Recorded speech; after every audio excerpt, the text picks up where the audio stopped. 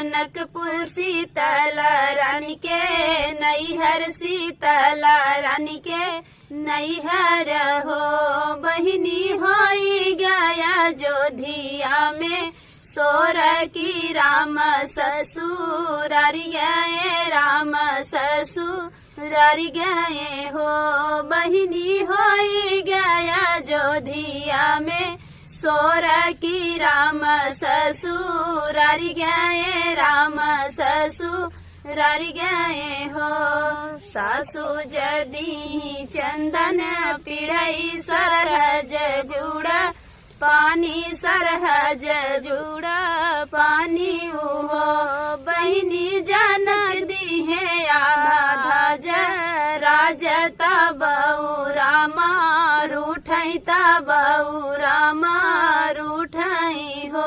घर में से निकलिनी साता देवड़ी के ठाड़ भाई, देवड़ी के ठाड़ भाई हो। माई जराई जनकपुर के राजा जहाँ से रामा रूठई, जहाँ से रामा रूठई हो। माई जराई जनकपुर के राजा जहाँ से रामा रूठई, जहाँ से रामा रूठई हो। अरे अरे बेटी हो शीतल देई ऐसे जीनी, बोलाया ऐसे जीनी बोलाऊ हो। बेटी जरा है जनकपुर के राजा नैहर कहाँ, अबू नैहर कहाँ अबी हो। बेटी जरा है जनकपुर के राजा नैहर कहाँ, अबू नैहर कहाँ अबी हो।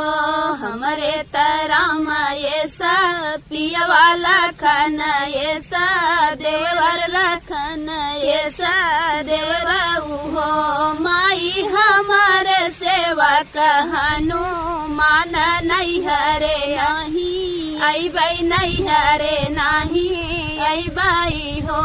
माई हमारे सेवा कहनु मान नैहरे नाही, अबई नैहरे नाही अबई हो। तुहर राम जय मरी है लखन गारी, यही है लखन गारी यही है हो।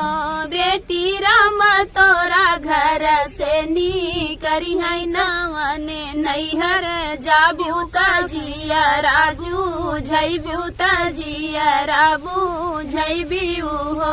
बेटी राम तोरा घर से नी करी है कवाने नैहर, जाबू तजिया राबू झैबू तजिया राबू झैबी हो। हमारा रमैया माई मरी है त घरा से नी करी है त घरा से नी करी है हो।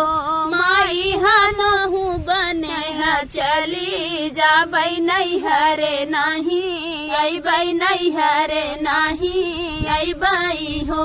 माई हमहु बने चली जाबई नैहरे नाही।